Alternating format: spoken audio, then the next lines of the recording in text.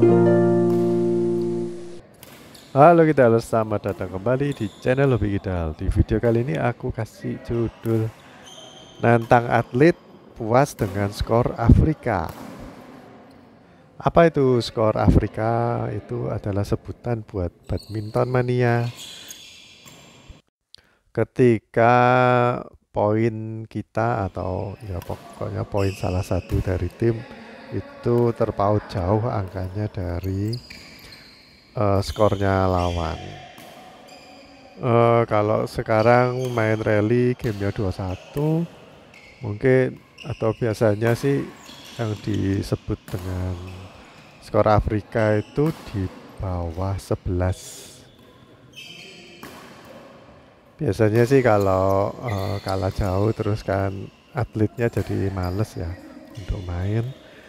Eh, Kadang-kadang coachnya itu bilang ya yang penting ngelewati 11 dulu lah, meskipun kalah nggak apa-apa, tapi itu apa, dikasih kayak poin acuan atau kayak tujuan gitu, dikasih goal atletnya biar lebih semangat. Jadi kalau kurang semangat tuh biasanya kan tambah rusak ya permainannya. Jadi supaya semangat biasanya coachnya bilang, coba kamu meraih angka 11 dulu biar nggak dibilang skor Afrika. Di game ini sebenarnya kakiku itu sakit telapak kakinya, gara-gara minggu kemarin ada kayak miss, kakinya itu sedikit keplecok gara-gara ditipu oleh lawan. Tapi selama masih bisa berdiri ya seharusnya itu bukan alasan sih. Memang kalau selama ini sih refleksku memang agak berkurang ya. Kalau apalagi kalau di smash sama Juan. Juan tuh kan yang atlet tuh Juan ya, mungkin kalian belum tahu. Kalau anak-anak normal yang nyemes aku biasanya sih masih bisa aku kembalikan sekitar 70%. Tapi kalau Juan yang nyemes aku hampir 99% nggak balik. Kalau aku tanya Juan, aku kok, kalau kamu yang nyemes kok aku nggak bisa kembaliin ya, katanya mungkin refleksnya berkurang, kurang cepet, dari faktor usia juga bisa katanya. Jadi ya ternyata usia itu mempengaruhi banyak ya. Mungkin harus mulai, kalau dulu nggak pernah training mengenai kecepatan refleks, mungkin sekarang harus mulai training refleks ya, kayak yang di video-video atlet China biasanya sama coachnya itu dikasih kayak badek-badekan atau tebak-tebakan. Coachnya megang dua bola, terus yang dijatuhkan yang di tangan kiri atau di tangan kanan. Itu atletnya harus cepetan nangkep. Jadi ada depan ya, terus coachnya itu buang bola cepet gitu. Kiri kanan kiri kanan kiri kiri kiri kanan kayak kiri kanan gitu. Jadi kayak ngelatih refleks.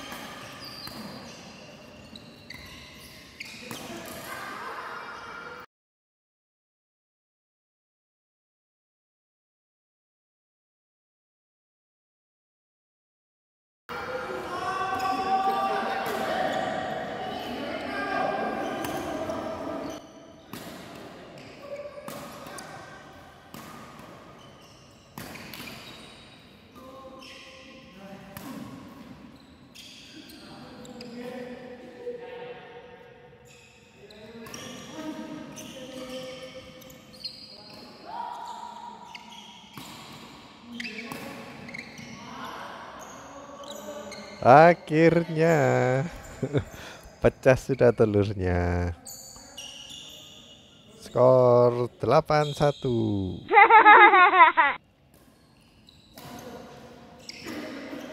Ah, gitu loh, Valen.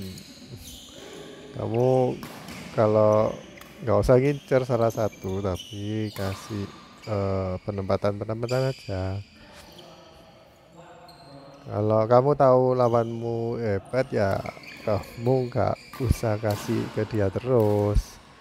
Tapi walaupun kamu pingin ke dia terus ya, karena kamu kan pingin belajar toh. Tapi arahin ke tempat yang juga menyulitkan lawanmu. Kalau kamu nempatin ke yang gampang ya nanti Juan jadi coach, jadinya nggak jadi lawan main, bukan jadi sparring partner tapi jadi kayak coach.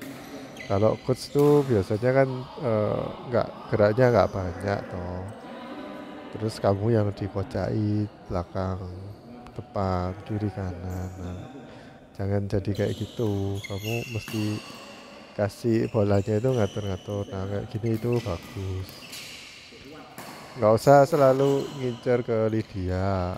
Nah itu kayak gitu harusnya kamu net lagi ke silang. Nggak usah di lob lagi. Nah kamu ngelop-ngelop yang terakhir smashnya yang keras diarahin ke aku sama cuman ya. Aku mati terus kamu nyala-nyalain aku. Lah aku kebanyakan nganggur. Jadi kalau nganggur itu pasti gak alert ya. Soalnya aku juga bukan atlet. Apalagi musuhnya cuman itu cepet, arah kecepatan shuttlecocknya nyampe ke aku tuh cepet.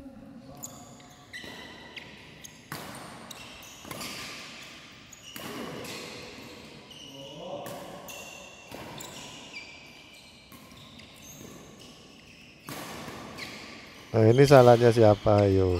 Oh, Valen ngasih bola tanggung cuma itu kan tinggi, lebih tinggi dari aku, mungkin sekitar 175 atau 80-an ya tingginya. Jadi ya bola segitu itu ya gampang buat dia untuk neken kita, atau cuman stick smash gitu aja udah tajam.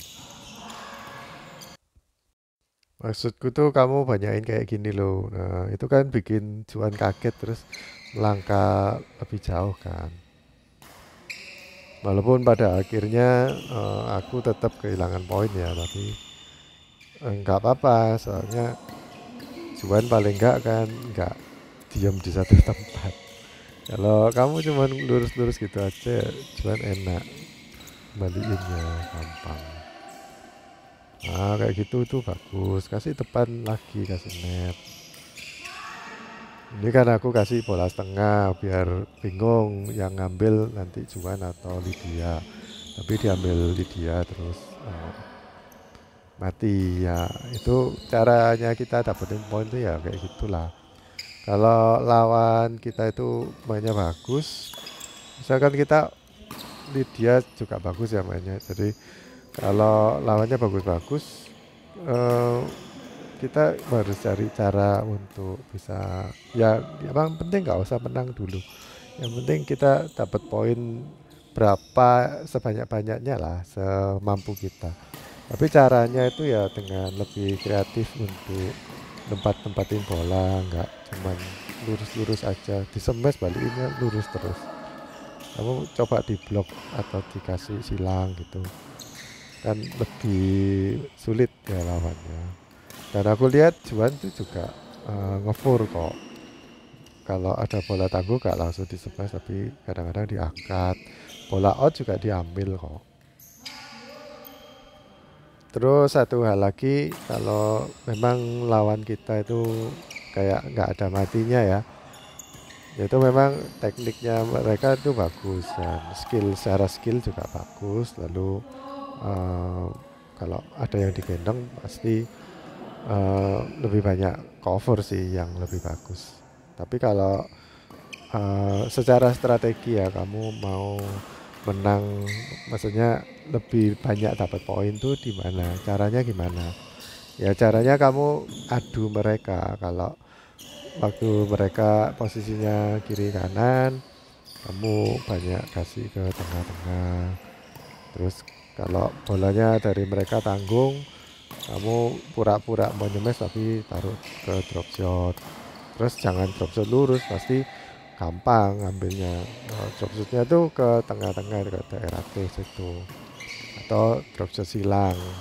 Kalau kamu one on one sama Juan gini ya, lurus lurus lurus lurus, terus kamu kasih drop shot silang, biar Lydia kaget. Nah, kamu sendiri mati gitu dikasih ke drop shot silang ya. Kamu harusnya niru Lydia ngasih ke drop shot silang juga. Jangan niru aku. Aku ngasih net silang tapi mati. Gemes soalnya.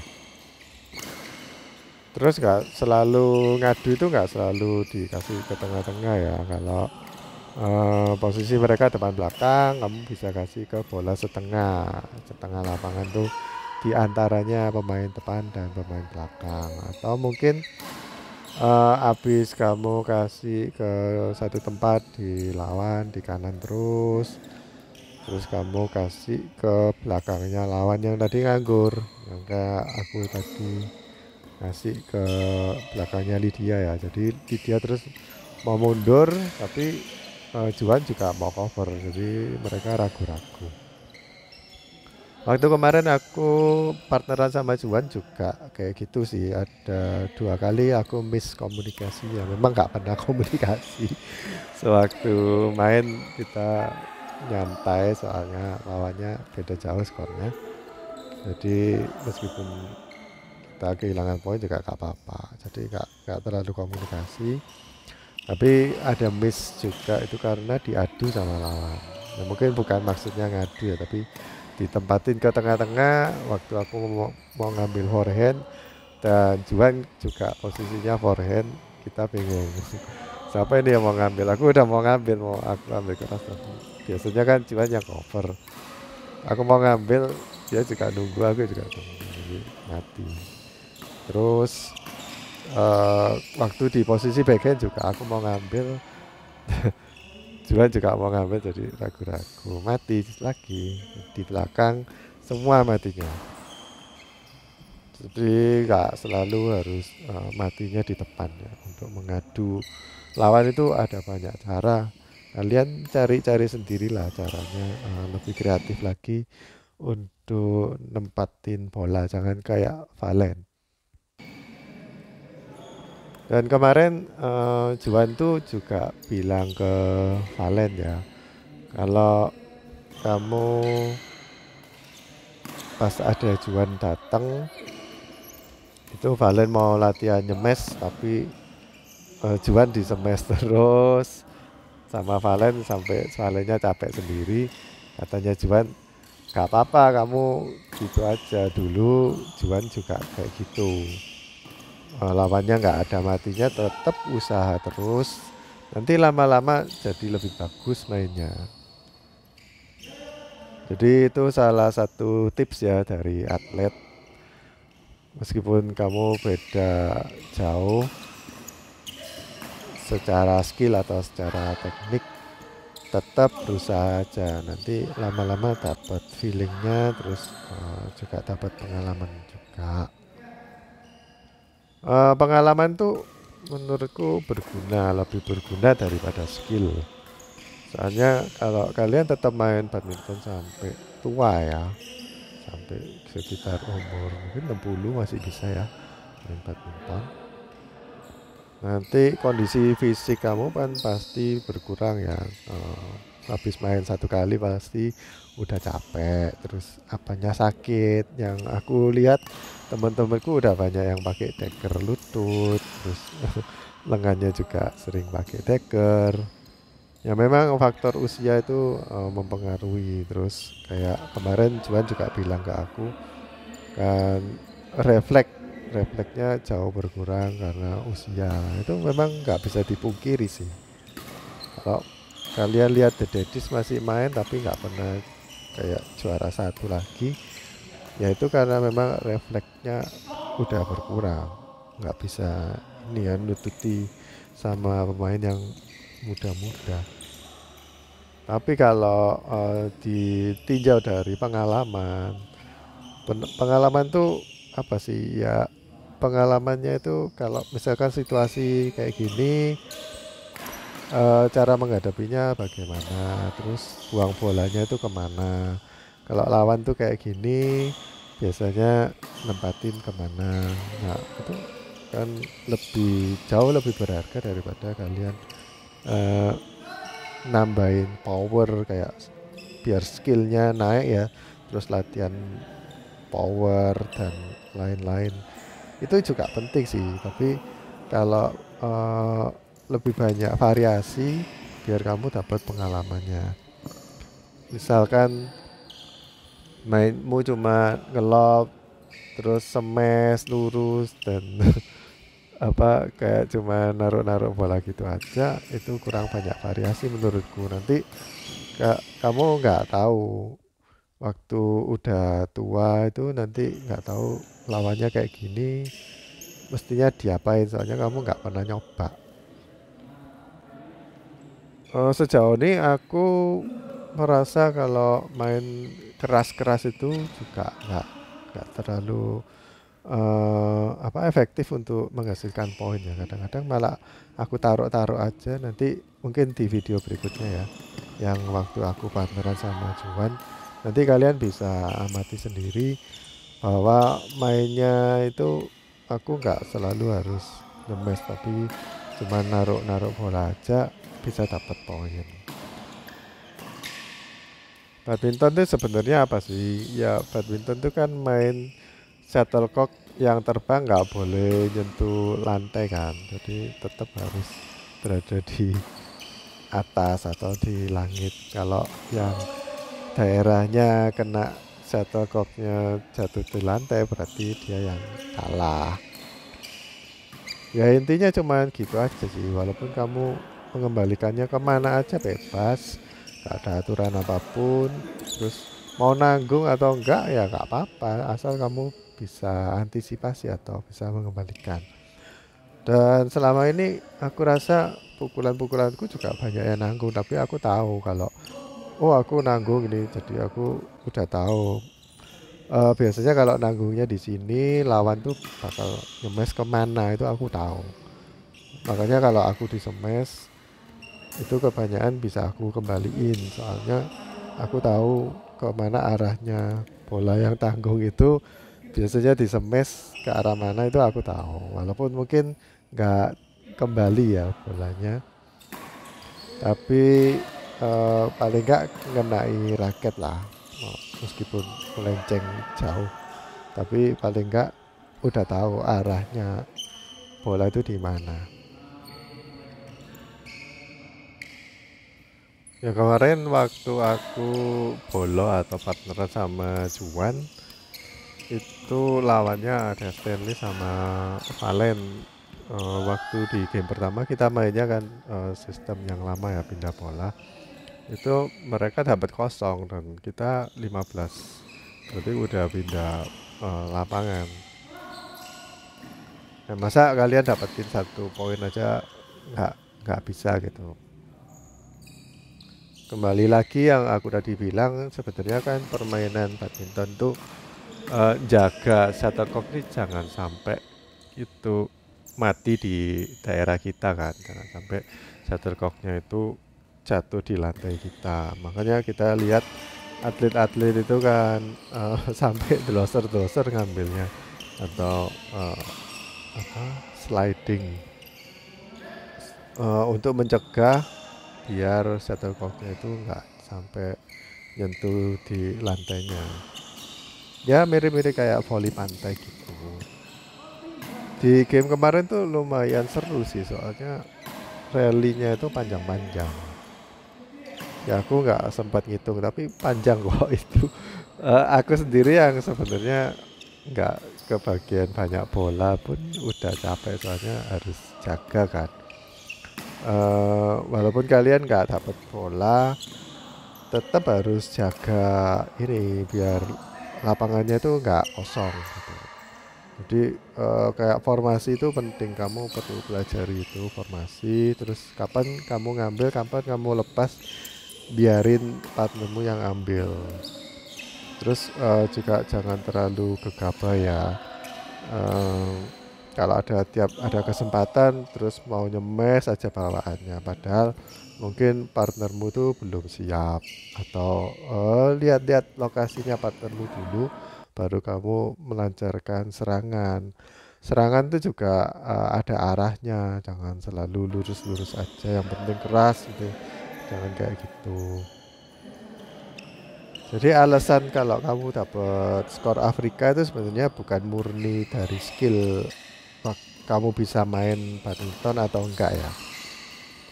Tapi dari ini pengalaman juga, strategi, terus formasi kamu, posisi siapmu di mana, terus kamu nempatinnya kemana, itu pengaruh banyak, nggak cuma skill ya. Saya skill juga kadang-kadang kita nemuin atlet yang mainnya itu di luar ini ya, sistem yang ortodok atau teknik yang nggak umum gitu.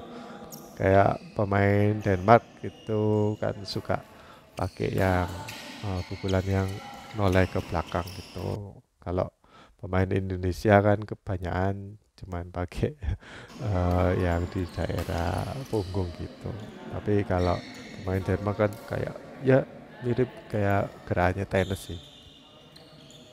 Jadi suatu saat kalau mungkin kalau kamu sering main sama bapak-bapak dan om-om ya, itu banyak keluar kayak apa, ilmu-ilmu baru kayak gitu yang sebelumnya kamu nggak pernah nemui, walaupun tekniknya salah pun itu juga, asalkan bisa membawa shuttlecocknya ke daerah lawan dan lawan tuh keteteran, itu ya gak apa-apa, dipakai aja. Kemarin aku sempat wawancarai Juan ya, aku tanya kalau dulu waktu kamu di Malang,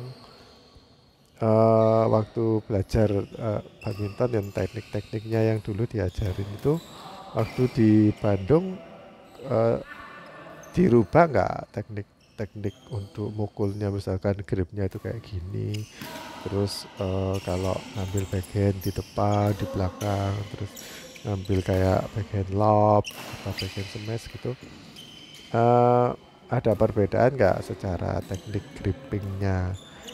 Dia bilang iya.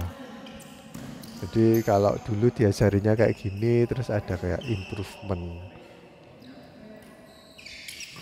Tapi aku amati lagi ya, kalau kalian tuh sebenarnya teknik itu juga harus dibantu oleh power. Kalau kalian belajar teknik yang lebih mahir, tapi powernya kamu nggak kuat, cuma niru-niru aja. Kayak kemarin tuh kan ada anak yang main di sini tuh senengnya pakai volley. Tapi kalau cuma pakai voles aja, waktu volesnya itu nggak kuat, hasilnya itu juga nggak bagus gitu.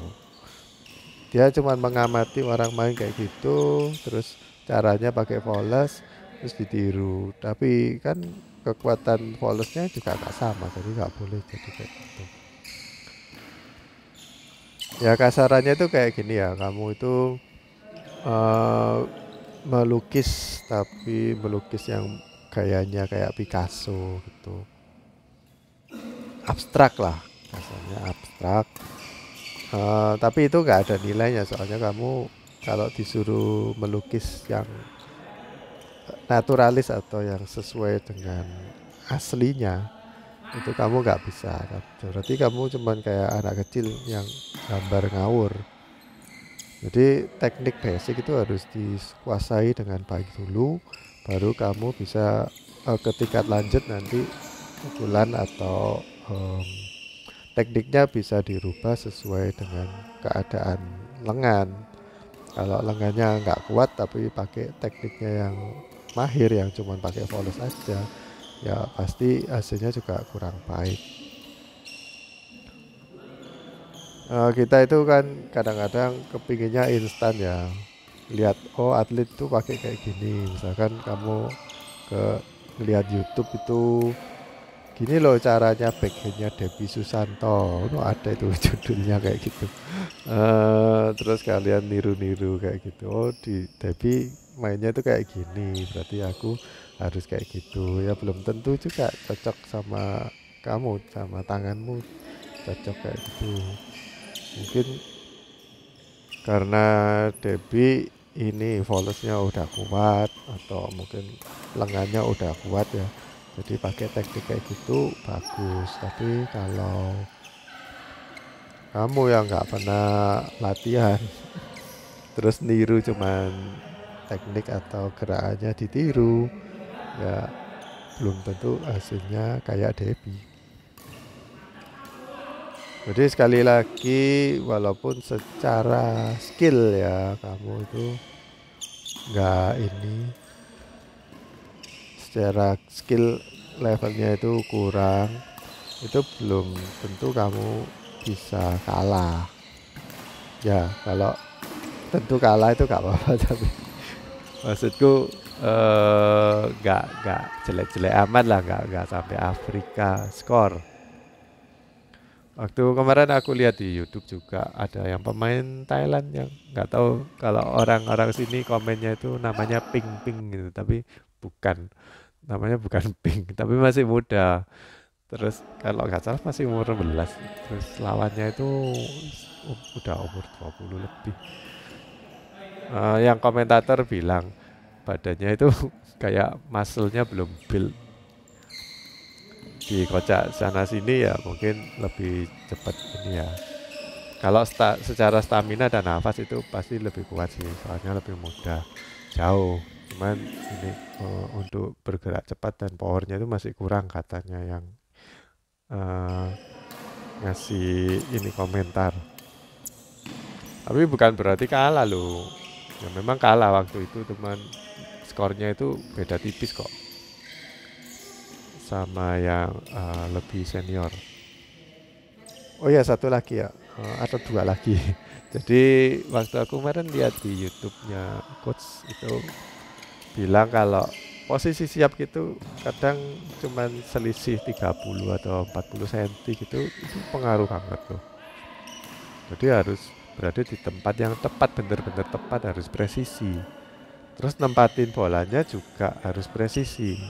Kita nempatin kurang 10 cm atau kurang 20 cm itu kalau yang atlet itu tahu. Jadi banyakin aja pengalaman supaya kalian tahu bola-bola mana aja yang berpotensi untuk dimatikan lawan, dan bola mana aja yang kelihatannya nanggung tapi kalau lawannya mes malah nyangkut. Oke guys, gitu aja video kali ini. Gak apa-apa kalau skornya kalian masih skor Afrika. Banyakin aja main dapat skor Afrika terus, nanti kan lama-lama bisa lebih maju mainnya.